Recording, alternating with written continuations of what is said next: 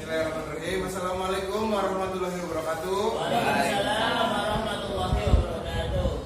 Wassalatu wassalamu ala asrofil anbiya'i wal mursalin wa ala alihi washabihi ajmain. Amma ba'du. Alhamdulillah kita semua bisa berkumpul di kelas ini. Terima kasih Ibu Kepala Sekolah Ibu Ina Husaina yang telah mengizinkan saya untuk menyampaikan pemaparan tentang budaya positif di SD Negeri Bepegagan bersama rekan-rekan guru yang saya banggakan. Terima kasih Ibu Bapak Guru telah menyempatkan waktunya untuk hadir di kelas ini. Saya di sini sebagai pemateri dan tugas aksi nyata modul 4 tentang budaya positif calon guru penggerak Angkatan 9 Kabupaten Cirebon. Di sini saya punten mungkin ada yang lebih tinggi daripada saya, tapi saya di sini sedikit ingin menyampaikan apa yang saya dapatkan selama pembelajaran guru penggerak, yaitu tentang budaya positif. Nah, di sini sedikit banyaknya itu seperti coaching klinik. Jadi itu saya sebagai pemateri dan Ibu Bapak sebagai audiennya. Di sini modul 1.4 A9 aksi nyata modul 1.4. Nama saya Yunal Yono, calon guru penggerak Angkatan 9 Kabupaten Cirebon, instansi SD Negeri 2 Pegagan. Pembimbing yaitu Ibu Linda Bidaswara, itu sebagai fasilitator, beliau orang Bandung. Saya sendiri juga belum bertemu sama beliau, hanya tatap tanya saja. Dan selanjutnya itu Pak Maman yang kemarin sering kesini sebulan sekali, itu pengajar praktis saya. Beliau adalah lulusan CGP dan sekarang sudah menjadi kepala sekolah, lanjut sebagai pengajar praktik. Nah, di sini saya akan coaching klinik dengan guru-guru, yaitu menyebarkan pemahaman dan penerapan pengalaman budaya positif. Konsep inti budaya positif itu yang pertama ada perubahan paradigma belajar, disiplin positif, nilai-nilai kebajikan, kebutuhan dasar manusia, motivasi perilaku manusia, posisi kontrol guru, keyakinan kelas, dan yang terakhir segitiga restitusi. Dari semua yang dipaparkan di sini, mungkin ada salah satu yang Bapak pernah dengar dan ada yang asing. Kira-kira yang pernah dengar apa ya Bapak Ibu? Kebutuhan dasar manusia. Kebutuhan dasar manusia. Ya Pak Ahmad. Kebutuhan dasar manusia itu di sini saya akan menyampaikan juga. Nanti mungkin lebih jelasnya nanti ada di slide khusus kebutuhan dasar manusia. Terima kasih Pak Ahmad. Yang lainnya ada nggak yang asing didengar gitu? Segitiga restitusi. Ini lagi tren banget segitiga restitusi. Yang lagi tren itu menurut saya pribadi dan itu bagus pengimplementasikannya itu segitiga restitusi dan posisi kontrol guru. Nanti di sini kita belajar sedikit. Saya ingin menyampaikan apa yang saya dapat di CGP untuk kita bareng-bareng diterapkan di SD kita supaya mencapai profil pelajar Pancasila yang memungkinkan untuk Kemendikbud. Nah, di sini ada paradigma dengan pembelajaran dengan paradigma baru. Pembelajaran dengan paradigma baru merupakan pembelajaran yang dirancang berdasarkan prinsip pembelajaran berdiferensiasi, sehingga para peserta didik belajar sesuai kebutuhannya berdasarkan tahap perkembangannya sesuai teori psikologis modern untuk mewujudkan profil pelajar Pancasila. Nah, pembelajaran berdiferensiasi ini saya tahunya pertama kali itu di PMM atau yang di platform tuh. Nah, ini ada, saya sendiri belum sampai aksi nyata ini karena tahun lalu itu kelas saya masih kurikulum 13. Nah, berdiferensiasi ini lebih tepatnya ke kurikulum merdeka nanti ada. Berdiferensiasi itu apa sih? Berdiferensiasi itu agak ribet sebenarnya Bapak Ibu. Ribetnya dalam artian kita harus menyampaikan pembelajaran kepada siswa sesuai kebutuhannya. Contoh, ada siswa yang sukanya dengan audio teori, ada yang sukanya dengan video, ada yang sukanya dengan membaca, ada yang sukanya dengan mendengarkan. Dan kita tuh harus mengelompokkan mereka ke dalam kebutuhan mereka masing-masing. Nah, di sini juga ada profil pelajar Pancasila. Bapak Ibu pernah dengar profil pelajar Pancasila? Nah, nyanyi bisa nggak nyanyi? Bisa. Nyanyi bisa. Biasanya Ibu Sophia itu udah apa kali Iya. Ini apa? Uploading sosmed. Upload, yuk. Bu Sophia, tolong boleh bantu saya nggak sedikit bareng-bareng di sini Bu Sophia? TikTok biasa. Sama saya. Boleh. Sama saya, ayo. Boleh dibantu. Suruh sama saya, ayo. Sophia.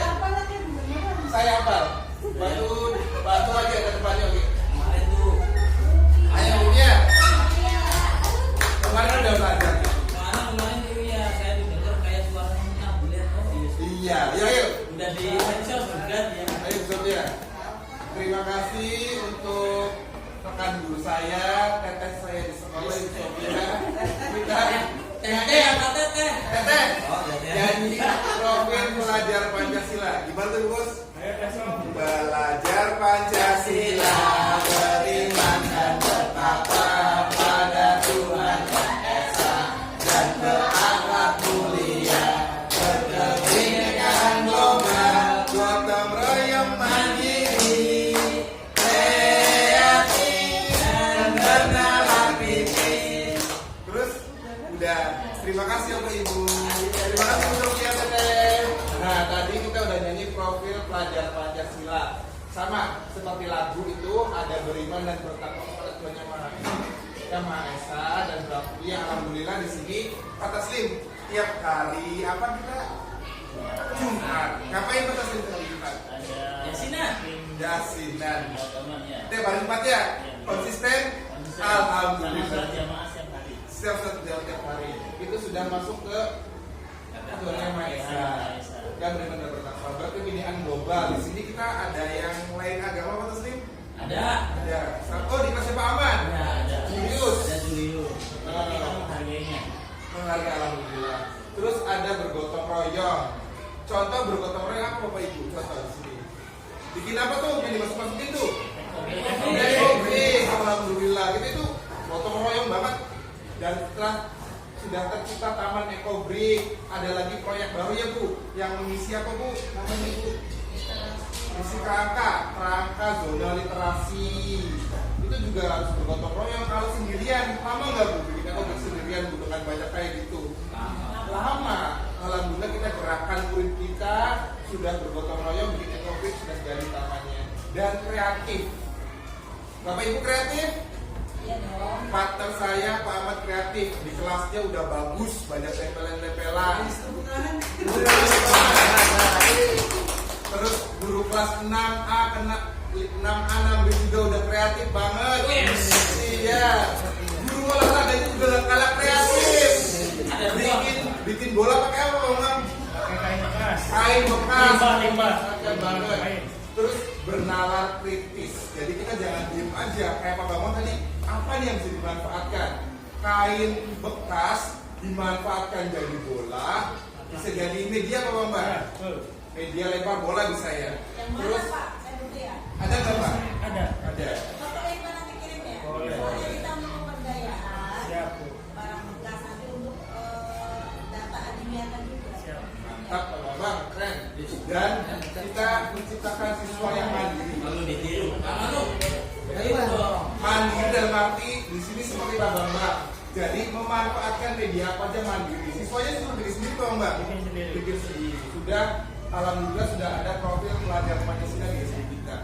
Alhamdulillah. Alhamdulillah. Nah, miskonsepsi tentang teori kontrol. Di sini banyak miskonsepsi itu. Ada yang ilusi guru mengontrol murid. Jadi sekarang tuh guru nggak boleh mengontrol murid. Jadi harusnya kita itu lebih menuntun. Ilusi bahwa semua penguatan positif, efektif dan bermanfaat. Jadi kita tidak hanya memberikan penguatan aja, tetapi kita tidak mencontohkan. Contoh sederhana, buang sampah, buang nafas atau sampah. Jangan cuma menyuruh, tapi guru lebih bagusnya kita mengambil, memasukkan. Murid juga akan lihat dan akan meniru. Selanjutnya ilusi bahwa kritik dan membuat rasa bersalah mampu menguatkan karakter. Terkadang kritikan itu membangun, tetapi ada juga yang menjatuhkan. Jadi kita harus hati-hati dalam mengkritik orang. Dan biasanya itu menurunkan karakter kita. Contoh kita lagi enak-enak, orang tua murid itu ada aja masalahnya. Iya, masalahnya ada aja. Jadi kita sebagai guru juga harus bisa baik-baik dalam memasukkan dan mengolah kritikan tersebut. Terus selanjutnya ilusi bahwa orang dewasa berhak memaksa. Nah, paling mentang-mentang kita orang dewasa, kita memaksa kepada anak-anak kita jangan. Jadi kita harus tahu bagaimana porsi dia. Apalagi setelah SD itu masih ada bermainnya. Jadi biarkan mereka bermain, tapi fokuskan dengan pembelajaran. Di sini juga tuh ada gambarnya. Gambar apa tuh sih? Mengontrol ya. Jadi kita jangan terlalu mengontrol karena mereka itu punya bakat dan minat masing-masing. Siapa tahu di sini yang dulunya maaf beler gedenya sukses kayak Pak Manu ya. Dia sering tawuran ya Pak Manu. Sering tawuran, kepalanya maaf. Ada soletnya ya Pak Manu. Tapi sekarang jadi guru beliau. Iya Bu. Iya Pak Manu. Kebanyakan tak bijak, Pak. Pak Fajar juga. Oh Fajar. Tawuran. Biasanya bangun. Bapak paling bolos kan Pak. Ngeband nanti kan. Keren banget. Alhamdulillah di umur yang masih muda Pak Fajar sudah diangkat jadi P3. Bentar lagi jadi guru penggerak. Amin. Ada lagi jadi suami. Sekarang mengubah paradigma stimulus respon ke pendekatan teori kontrol. Realistis, kebutuhan kita sama. Realistis, kebutuhan kita berbeda. Karena setiap orang itu berbeda, tidak semuanya sama. Pak Bambang dengan Pak Ahmad Beda. sama enggak? Beda. Iya. Semua orang melihat yang sama. Semua orang melihat gambaran yang berbeda. Ibu Riani dan Ibu Rita, Beda. walaupun bestie, best friend, tapi sama enggak? Kira-kira? Sama jajan. Suaminya Suaminya sama. Suami sama. Kriterianya sama. Suaminya itu sama. Tapi ada gambar yang berbeda. Contoh, suka drakor? Suka apa yang berbeda sama berbeda kira-kira? Kayak kacamata sama enggak? Suka yang berbeda. Selanjutnya kita mengubah orang agar berpandangan sama dengan kita. Itu kurang tepat. Kita berusaha memahami pandangan orang lain tentang dunia. Jadi jangan jadi yang otoriter karena semuanya itu dari kacamata orang lain itu berbeda-beda. Jadi kita harus memahami pandangan orang lain terhadap dunia, jangan sampai pandangan kita sendiri. Selanjutnya perilaku buruk tidak sebagai suatu kesalahan. Semua perilaku memiliki tujuan. Terkadang contoh anak nggak berangkat, anak nggak memakai sepatu. Jangan langsung kita marahin, tapi kita marahin dia kenapa nggak pakai sepatu? Ini ada alasan tersendiri. Contoh kakinya habis kena paku, kakinya lecet, kakinya luka. Ada nggak bapak ibu yang anaknya pernah nggak pakai sepatu? Ada. Kenapa sih Pak? Bangun. Bangun. Kakinya kenapa Pak? Luka enggak? Enggak, tapi nggak pakai sepatu. Sepatunya di bawah tapi nggak dipakai. Masya Allah. Apa? Itu nanti Langsung patah. perlu dijikan lagi. Akalifi duduk. Berarti itu minta dicobain sama temennya cara mengambil sepatu yang benar. Nanti kita ajarin apa? Orang lain bisa mengontrol saya. Anda tidak bisa mengontrol orang lain. Seperti tadi Pak Ahmad. Udah disuruh belum? Sudah, tetap susah ya Pak Ahmad. Jadi mungkin butuh pendekatan lagi supaya anak tersebut bisa sesuai pandangannya dengan kita. Terus saya bisa mengontrol orang lain. Anda tidak bisa mengontrol orang lain karena cuma kontrol itu susah. Jadi kita harus butuh pendekatan yang signifikan, mengambil hatinya. Kalau udah mengambil hati itu, contoh Pak Ahmad Bisa cinta. mati. Terus pemaksaan ada pada saat ujian gagal. Nah, kolaborasi dan konsensus menciptakan pilihan-pilihan baru. Jadi kita kasih pilihan ke dia. Kamu mau pakai sepatu, nanti dimarahin bapak, nanti dimarahin ibu kepsek loh. Takut nggak sama ibu kepsek? Kan mungkin sama beda. Siswa tuh kadang-kadang kalau sama ibu kepsek tuh agak takut tuh Bu. Bukan takut, segan. Malu. Segan. Iya. Takutnya mungkin aduh ibu kepsek gitu Bu. Takut isin malu. Iya. Kan kalau sama mereka saya sering ketemu gitu Bu. Kalau sama ibu terus sama ibu kepsek. Kalau sama saya foto selfie. Terus model berpikir menang kalah, model berpikir menang-menang. Jadi kita kalah udahlah, anak itu nggak mau diurus, tapi jangan. Kita harus cari terus solusinya sampai kita harus terus menang. Disiplin positif. Nah, disiplin positif berasal dari kata disiplina yang artinya belajar. Disiplin mengacu pada disiplin dari diri yang memiliki tanggung jawab terhadap apa yang dilakukan berdasarkan nilai-nilai yang diyakini. Disiplin positif merupakan salah satu cara penerapan disiplin yang bertujuan untuk menumbuhkan kesadaran serta memberdayakan peserta didik tanpa imbalan atau penghargaan, reward, ancaman atau hukuman. Nah, di sini disiplin positif jangan hanya kita memberikan hukuman atau memberikan reward. Nanti punya bagian, bapak kasih permen. Jadi itu sih jangan sampai anak itu datang pagi karena dia dapat permen. Tapi kita harus menumbuhkan rasa disiplin itu dalam hatinya. Emang kewajiban saya datang pagi. Jangan sampai nanti kamu kalau datang pagi saya pakai hukum ya. Jangan sampai seperti itu. Tapi ya dalam ditanamkan dalam hati siswa itu disiplin positifnya. Jangan karena diberikan imbalan, jangan karena dihukum. Jadi harus dalam diri sendiri. Terus disiplin positif merupakan salah satu cara penerapan disiplin yang bertujuan untuk menumbuhkan kesadaran serta memberdayakan peserta didik tanpa imbalan pemerataan ribet ancaman atau hukuman. Jadi harus benar-benar dalam dirinya sendiri. Selanjutnya ada nilai-nilai kebajikan. Nilai-nilai kebajikan, nilai yang disepakati bersama, lepas dari suku bangsa, agama, bahasa, latar belakang. Contoh nilai kebajikan institusi organisasi.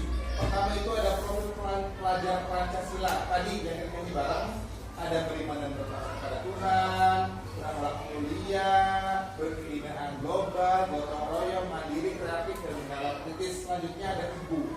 Ibu itu primaris program atau PYP, toleransi, rasa hormat, integritas, mandiri, menghargai, antusias, empati, keinginahuan, kreativitas, kerjasama, percaya diri, dan komitmen.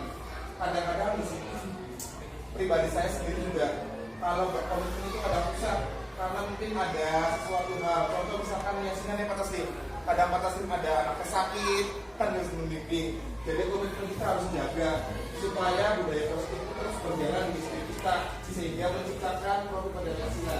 Selain itu keterampilan hidup atau life skill dapat dipercaya, lurus hati, pendengarannya aktif, tidak menyalahkan orang lain, dan memberikan yang terbaik dari diri.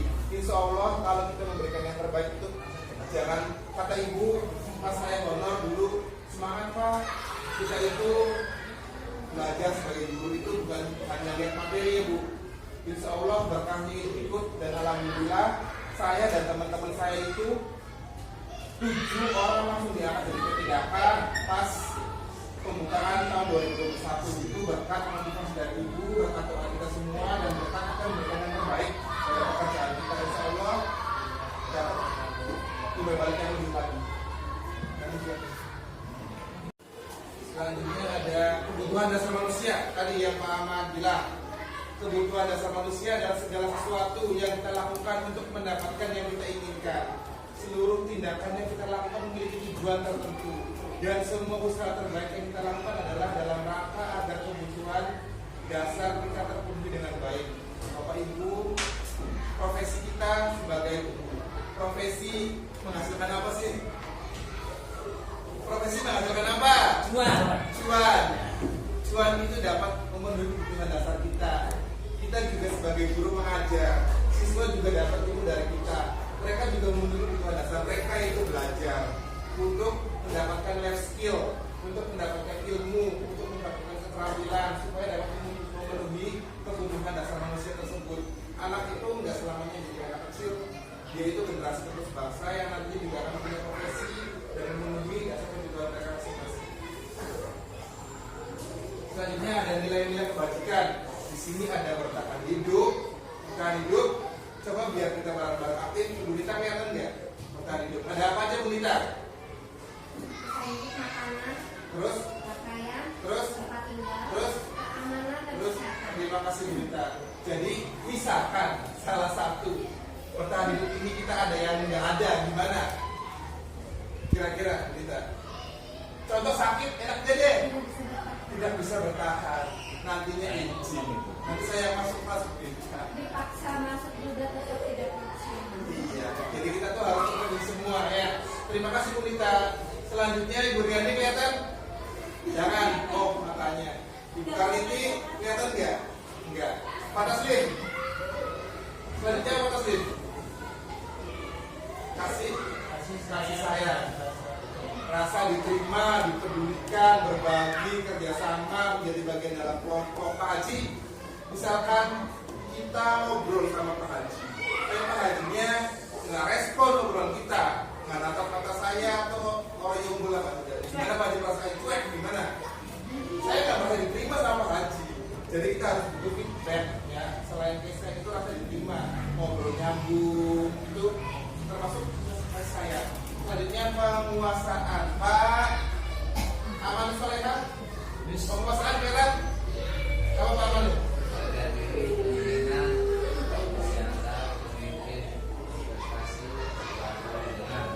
Pak Amanu di sini sebagai guru olahraga. Memimpin anak-anaknya nggak Pak Amanu? Memimpin. Tadi lihat di kaki ya. Memimpin di mana Pak Amanu? Di lapangan. Kira-kira Pak Manu, jika ada siswa yang tidak mendengar arahan dari Pak Manu, gimana perasaannya? Sebel. Ya, jadi kita sebagai guru juga harus mempunyai penguasaan. Tapi penguasaan yang positif, bagaimana kita sebagai guru bisa didengar oleh siswa. Selanjutnya, Fajar, kenapa Fajar? Kebebasan, apa aja Fajar?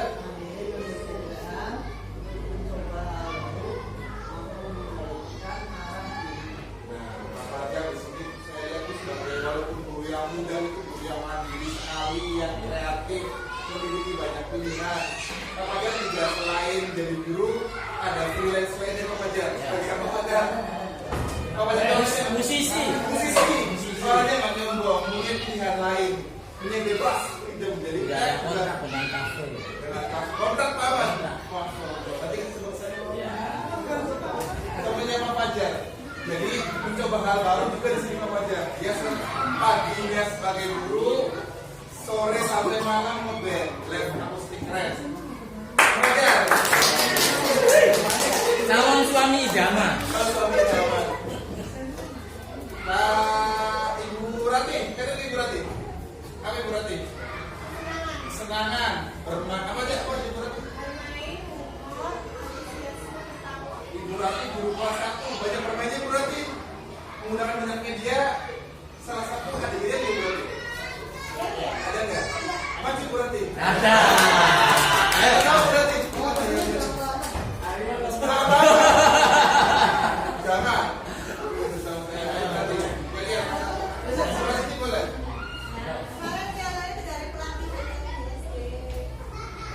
Ya, apa?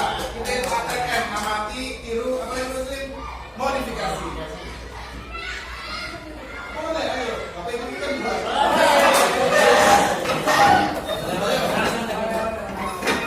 Yang main sapi boleh duduk.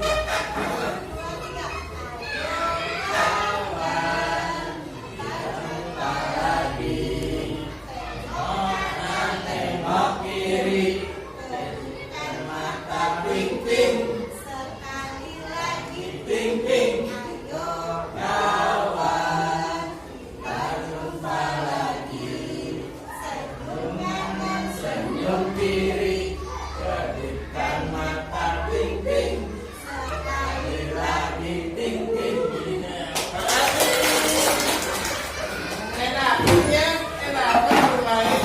Nah, sama kayak tadi. Seperti yang pernah saya bilang, jadi SD itu masih ada bermainnya. Berarti kira-kira kalau anak kelas 1 nulis aja bosan nggak berarti? Nangis enggak nantinya? Ada yang nangis, jadi kita harus selingkan permainan SBP seperti tadi itu bisa masuk. Nanti juga. Selanjutnya itu motivasi perilaku manusia, motivasi intrinsik dan motivasi ekstrinsik. Jadi kita akan memotivasi manusia, memotivasi orang lain untuk menghindari ketidaknyamanan lingkungan. Ekstrinsik ya. Selanjutnya untuk mendapatkan imbalan atau penghargaan. Jadi kita harus mengesampingkan ini.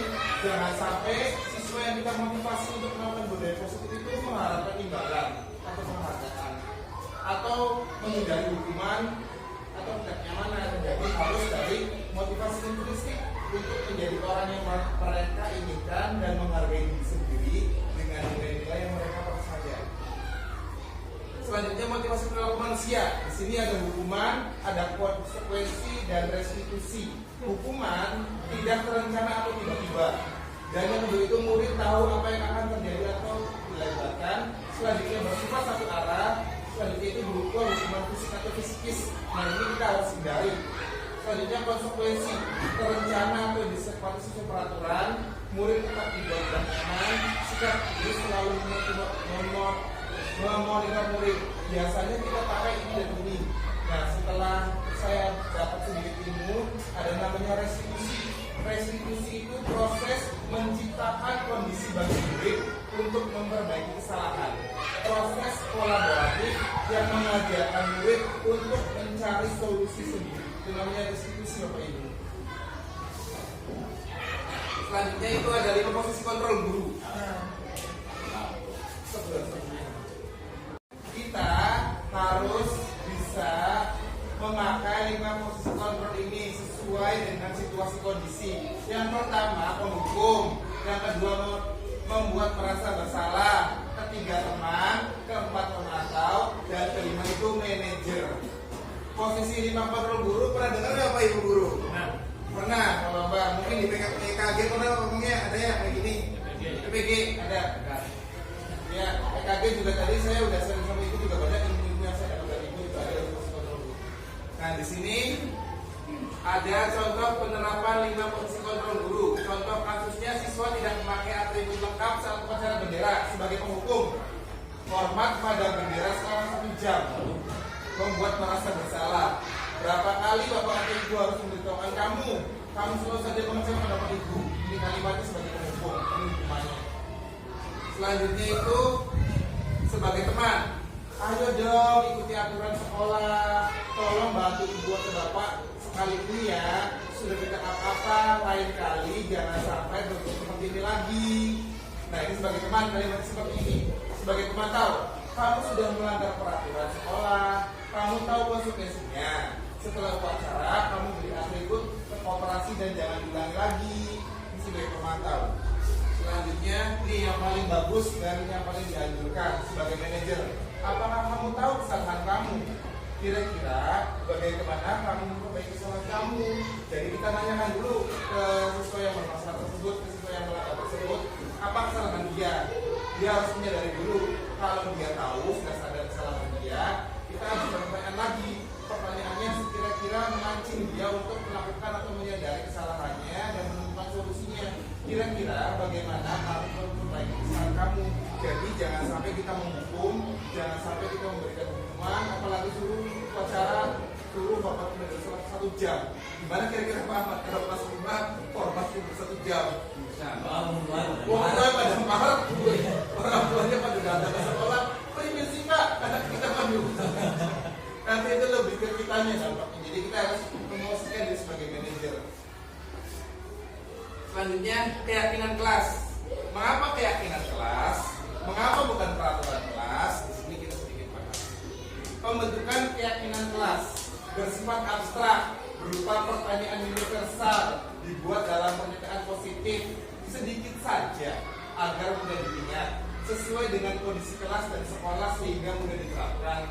Semua warga sekolah, warga kelas dilibatkan saat membuat keyakinan kelas. Keyakinan kelas dari kita tuh jangan bikin sendiri, tapi lebih ke siswanya bareng-bareng. Contoh kayak pemilihan ketua kelas. Biasanya kan beda musyawarah. Nah kalau keyakinan kelas sama, kita bagikan kertas pokit. Kenapa namanya kertas pokit? Ya, pokit. Dan bagikan, dan siswa itu menulis sendiri kalimat positifnya. Contoh kalimat positif di sini, tidak boleh mencontek. Nah itu pasti negatif. Kita ganti yang positif, jujur. Jangan buang sampah sembarangan. Itu lebih ke negatif. Menjaga kebersihan. Ada lagi. Jangan ngobrol saat guru menerangkan. Menghargai orang lain. Jangan bertengkar. Menghargai orang lain. Menjaga kerukunan. Jadi kalau bisa, harus bisa sih pembentukan keyakinan kelas itu kalimatnya jangan kalimat negatif, tapi kalimat positif. Dan yang sekiranya beberapa kata aja, 1 atau 2 kali cukup sehingga mudah diingat dan mudah diterapkan oleh siswa. Selanjutnya segitiga restitusi. Segitiga restitusi itu ada validasi tindakan yang salah, menanyakan keyakinan dan menstabilkan identitas. Jadi suatu proses dialog yang dijalankan oleh guru agar dapat menghasilkan murid yang mandiri dan bertanggung jawab. Menstabilkan identitas berdasarkan prinsip membuat kesalahan ada bagian dari proses pembelajaran. Berbuat salah itu wajar. Ini kalimatnya ya, yang pertama menstabilkan identitas. Berbuat salah itu wajar, tidak ada manusia yang sempurna. Ibu atau bapak juga pernah melakukan itu. Bapak atau ibu tidak mau mencari siapa yang salah, tapi itu bapak mencari solusi dari permasalahan ini. Terus yang terakhir, kamu berhak merasa begitu. Ini menstabilkan. Yang selanjutnya itu pada tindakan yang salah. Berdasarkan prinsip setiap perilaku berupaya mengetahui suatu kebutuhan tertentu. Jadi kamu pasti punya alasan mengapa melakukan hal ini. Padahal kamu bisa melakukan yang lebih buruk dari ini.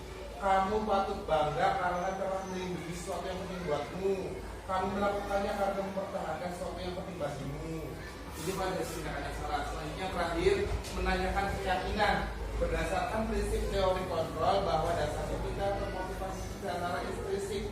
Jadi intinya apa keyakinan kelas kita, nilai-nilai apa yang telah disepakati bersama, seperti apa gambar sebuah kelas yang ideal menurut kamu ingin menjadi orang seperti apa. Jadi siswanya harus tahu sendiri dan mencari solusi tentang apa yang dia langgar. Nah, contoh kasusnya di sini saya udah buat kemarin itu di tugasnya kemarin itu ada contoh kasus Banu tidak terima karena selalu diledek gendut oleh temannya. Ia marah dan tidak berani menahan emosinya. Nah, di sini ada subjektivitas, ada contoh kalimatnya. Bapak Ibu kelihatan? Ya sih, ini contoh kalimatnya, contoh dialognya. Selanjutnya itu ada pada tindakan yang salah. Ini contoh dialognya. Dan selanjutnya itu ada menanyakan keyakinan, contoh dialognya. Sampai Banu benar-benar tahu apa yang dia langgar dan bagaimana selanjutnya yang diterapkan oleh Banu supaya dia tidak melanggar lagi, supaya dia bisa menahan emosi. Nah, ini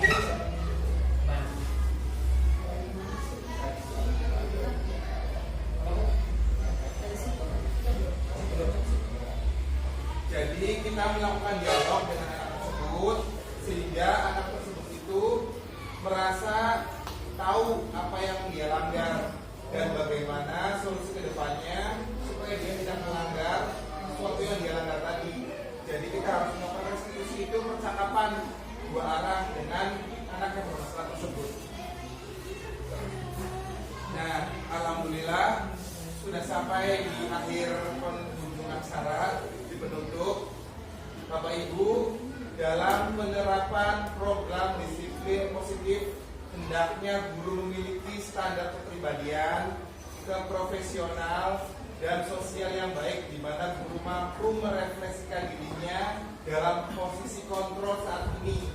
Bagaimana perjalanan dirinya sebagai among manager yang menuntun murid-muridnya menjadi insan yang mandiri, merdeka, dan bertanggung jawab standar nasional pendidikan. Dan nanti Bapak Ibu diharapkan bisa menerapkan disiplin positif sehingga SD Negeri Pegagan yang udah bagus ini konsisten bagusnya dan Bapak Ibu menjadi guru yang lebih baik. Kurang lebihnya saya mohon maaf. Terima kasih Bapak Ibu, terima kasih Ibu dosen yang telah mengizinkan saya sedikit menyampaikan apa yang saya dapat di CPT. Kurang lebihnya saya mohon maaf.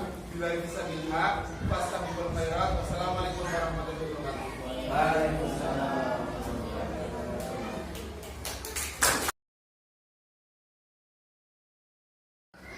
Assalamualaikum warahmatullahi wabarakatuh. Waalaikumsalam warahmatullahi wabarakatuh.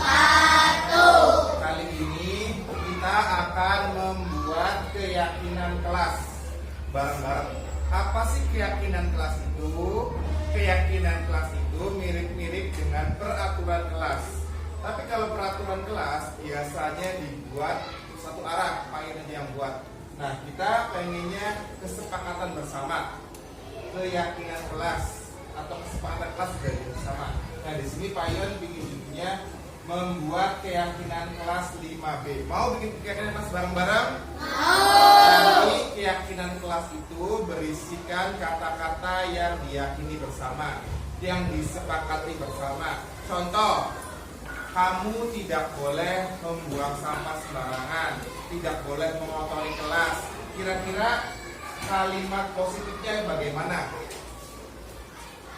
Menjaga, bagus, menjaga kebersihan. Ada lagi, tidak boleh mencontek, tidak boleh menurun ke temen. Kata-kata keyakinan kelasnya apa kira-kira yang positif? Itu kan masih negatif.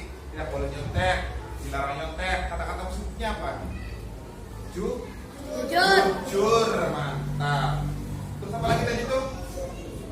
Saling menghormati. Saling menghormati, boleh. Ada lagi? Disiplin, ada lagi? Bicara sopan. Berbicara sopan, boleh, itu udah positif ya. Nanti Pak Ion bagikan kertas pop-it, kamu ngisi masing-masing. Nanti boleh ditempelnya di sini, boleh, di sini boleh, oke? Pak Ion di sini dulu di tengah-tengah, dari Pak Ion bikinin ya, di tengah-tengah aja. Kalau nggak boleh tanda tangannya boleh mana? Paham? Nanti Pak Ian bagikan kertas poin. Kamu tulis keyakinan kelas kamu yang kamu pengen. Ya, contoh kayak tadi tuh tidak boleh apa? Tidak boleh mencontek, tidak boleh menurun, tidak boleh menyakiti teman. Kata-kata negatif, kata-kata positifnya apa? Jujur. Oh iya ada lagi. Datang tepat waktu, ya kan? Tadi tuh memakai atribut yang rapi, memakai seragam sesuai hari, disiplin. Ya, ada kan kata-kata positifnya? Menggunakan kata-kata yang positif. Sekarang Pak Ion bagikan kertas positifnya ya. Ke belakang boleh, ke belakang biar cepat. Nah, oke. Nanti kamu biar Pak Ion tahu, tulis nama dan keyakinan kelas kamu ya. Bagian ke belakang. Boleh, biar cepat. Ini kebagian belum? Belum, oke.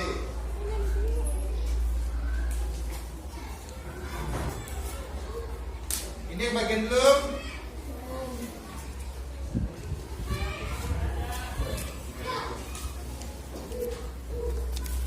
Ya. Ini bagian belum lanjut ini? Oh.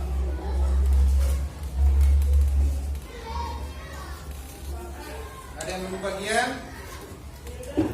Sudah semua?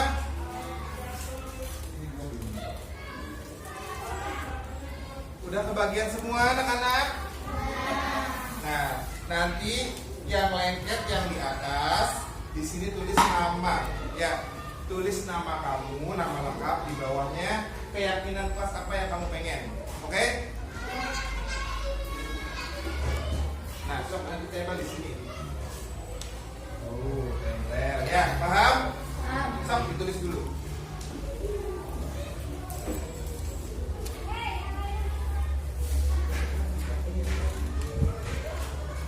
Udah? Udah? Yuk, udah? Siapa dulu yang mau? Boleh ke depan? Boleh? Boleh, tulis tempel yang rapi. Ayo, sok, nyusul yang lainnya, boleh?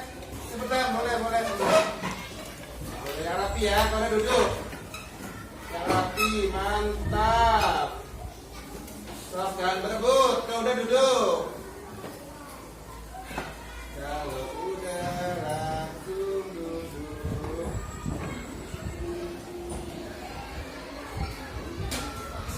Ya, waduh, semangat sekali. Yang rapi. Oke, sok. Mantap. Kalau udah duduk.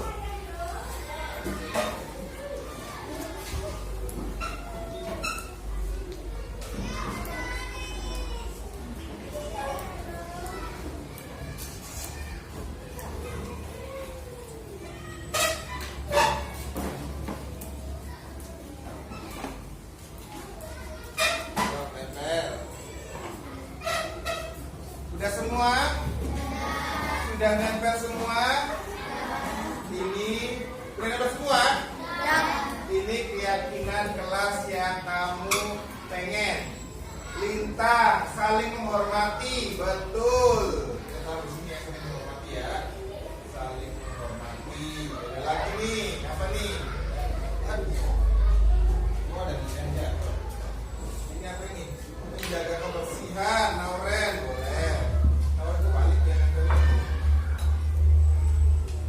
Wafik, disiplin, boleh. Ada lagi. Yang ini juga menghargai orang lain sama. Tepat waktu, Olive, boleh. Tepat waktu. Menjaga kebersihan udah belum? Tadi menjaga kebersihan, boleh. Saling tolong menolong, boleh. Tepat waktu udah belum? Udah. Yang udah taruh ke bawah ya. Menghargai orang lain udah belum? Belum. Menghargai orang lain. Dilaikan, boleh. Saling menghormati udah belum? Saling menghormati udah. Disiplin udah sama. Jujur udah belum? Jujur tadi? jujur belum? Dan jujur. Mayang jujur sama. Disiplin. Sudah. 1, 2, 3, 4, 5, 6. Saling menghormati. Sudah. Jujur sama. Banyak yang sama ya. Saling tolong menolong udah belum? Udah. Saling tolong menolong sama. Menghargai orang lain. Menghargai orang lain. Udah. Berbicara sopan.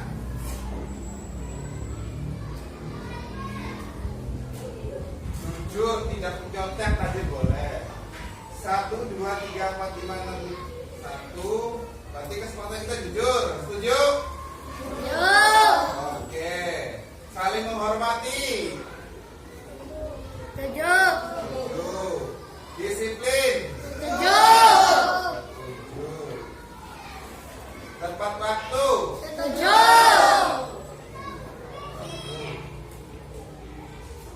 Saling tolong menolong. Setuju. Menghargai orang lain. Setuju. Oke, menghargai orang lain. Menjaga kebersihan. Sama berbicara sopan. Nah, nanti Pak Yan ketik lagi. Nanti kalau sudah diketik lagi biar lebih rapi kita tempel bareng-bareng. Oke? Ini keyakinan kelas yang sudah disepakati oleh 30 siswa. Terima kasih ya. Nanti kita bikin di Canva, Pak Yan bikin poster, nanti kita tempel. Mau? Sip, terima kasih. Keyakinan kelas ini harus disepakati bersama dan dilanjutkan. Harus dilakukan dengan bareng-bareng, oke? Sekian dari Pak Yon, kurang lebihnya mohon maaf. Bila bisa bilang, wassalamualaikum warahmatullahi wabarakatuh.